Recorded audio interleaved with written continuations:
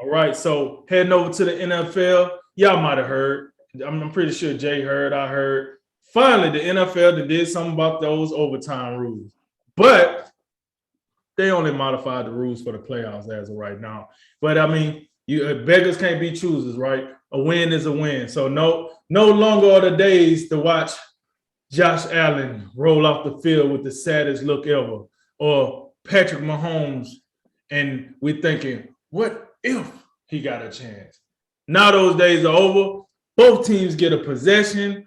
And listen, for I know that this rule is only for overtime. Me and Jay, Jay and I, we was talking before the show. I do believe at some point this will get you know, brought into the regular season. But right now it's the postseason, and I'm fine with that because let's be real here. That's the only time we really cared about this rule, really for real, was during the postseason. So now we have it. So, Jay, with that said, how do you see this rule affecting like the future of the playoff, or if that's not a good enough question, I like to give you options. Um, do do you think this decision was an easy decision to come to? Because I know us as fans, media, whatever, we was clamoring for it. We finally got it. What's your overall thought process with this rule implemented? Well, it passed 29-3, so I guess everyone was like, "Yeah, let's do this." And Let's do it. I'm really not for this. And it's not that I love the overtime rules now. I didn't really hate the overtime rules before this one when you just had to go down and kick a field goal. The thing about overtime is both teams. I think generally when a game goes into overtime, both teams should probably find a mirror and look at it and say, you know what, we didn't. I think we could have done a little more to like win the game in the 60 minutes of regulation. So I just when you accept that premise, then I have trouble like feeling sorry for teams, who lose the coin toss and their defense just can't stop anybody. And this is all about Buffalo, Kansas City in the divisional round, where Buffalo had the game won on Gabriel Davis's fourth touchdown reception in that game, set an NFL record. And what was it, 16 seconds, 19, somewhere in that range. Like 13 Kansas City, seconds, I think. 13 seconds, 13, right. Kansas City runs two plays from their 25, 30, wherever it was, and they kick a field goal to go into overtime. They win the coin toss. That, to me, that's what Buffalo. What are you doing on defense there? Leslie Frazier, please come on the show and tell us what you were doing with that just defense where you just letting Kelce straight up the seam for all the yards. That's what it's about. Like it's an offensive and defensive game. Both units have to do their part. So when you have, I think the current overtime rules are fine. The ones that they're leaving in place for the regular season, I think they're fine. I don't think it's too much to ask for a team to lose the coin toss and drink. In the old overtime rules where a team won the coin toss and they could just go down to 30, 35-yard line, kick a field goal. You think that's unfair? Well, sure. Okay. Now the first possession, you got to score a touchdown. So, you mean to tell me a defense can't and you know how it works in football. Like generally, it's harder to score when you get closer to the end zone. And so you're telling me like you can't kick the ball, you can't get a touchback, and then you can't give up 74 yards instead of 75? You just keep them out of the end zone, guys. That's all that's required. So now you just know, and it's all quarterback driven as usual.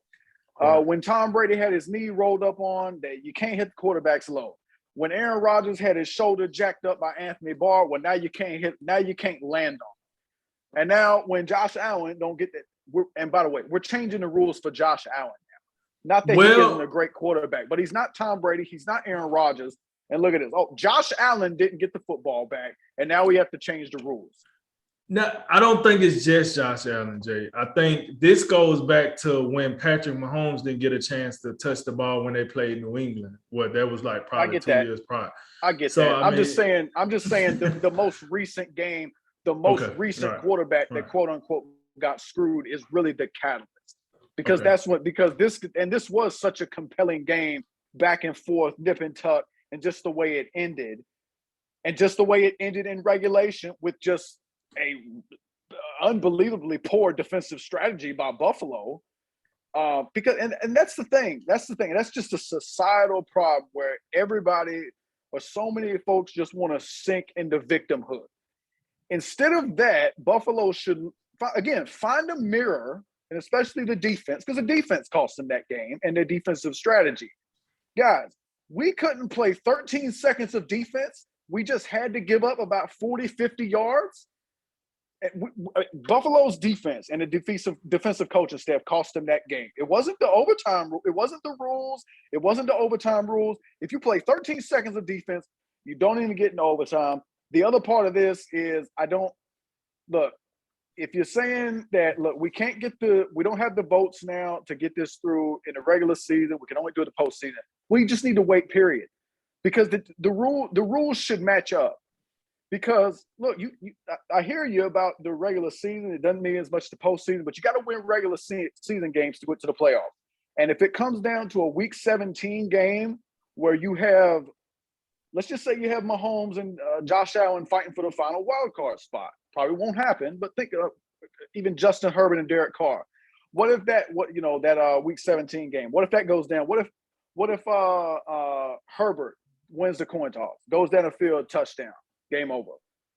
Well, now here come the Raiders fans like, hey, you changed the playoffs rules. That cost us a playoff spot because the rules not uniform. It's just every move you make to try to accommodate somebody's whining about the rules. When another example of somebody quote unquote getting screwed, it just opens the doors to somebody else to be crying. Stop whining. Win the game in regulation. How about that? Unfortunately, overtime is part of the game. But I would say this though. This was a process. I will agree that the latest outrage probably accelerated the process. But I've been hearing them, talking about changing the rules since I think the last time they changed it was 2010. Is that when something like that is when they changed it from you had to score a touchdown instead of just going out booting a field goal and we out of here, hang them up, folks. So it's a work in progress. I get you. Like a guy of my stature, win the game in 60 minutes. There's more than enough time. We shouldn't cry about the playoffs. I mean, we shouldn't cry about overtime. My thinking is, I like the way college football do it. It's a lot faster in my eyes. I get it. It's professional. So it's supposed to be harder. It's supposed to be longer. I got it. I'm not saying change the rules for college football, but I am saying that if you're struggling to find a perfect format, that one's kind of out there. You don't have to start them at the 25. You can start them at the 35 or the 45 or something like that, and then go from there. I don't know, but I like the way college football do it. But I am glad, unlike you, I'm glad they changed the rule because I do get what you're saying. You run into one of those scenarios at the end of the year, like you said, and it's for a playoff spot where that's just important as the playoff game itself because you're for, like that could mean. And the problem with that is incentives. Like, for example, like you got a lot of players that they got incentives tied up to a playoff game. Now I'm gonna lose money for a rule that y'all should fix. And then that's where it becomes like, man, what the F? Like this bull crap, whatever.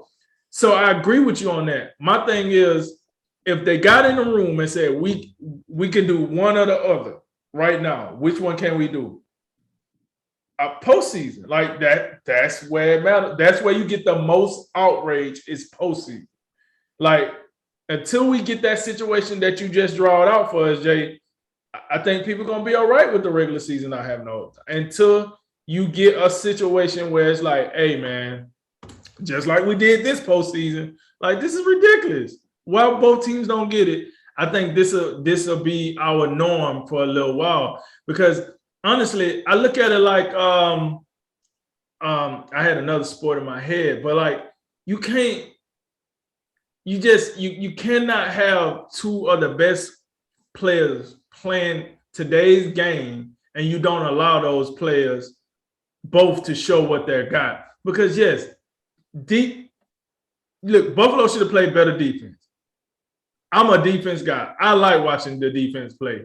But at the end of the day, man, when you got two quarterbacks putting on the show, let them put on the show, man. It is what it is. Defense ain't stopping the nosebleed. Got it. This is the entertainment business. And when you got two entertainers entertaining like they doing, two athletes entertaining like they doing, listen, it is what it is. Keep going.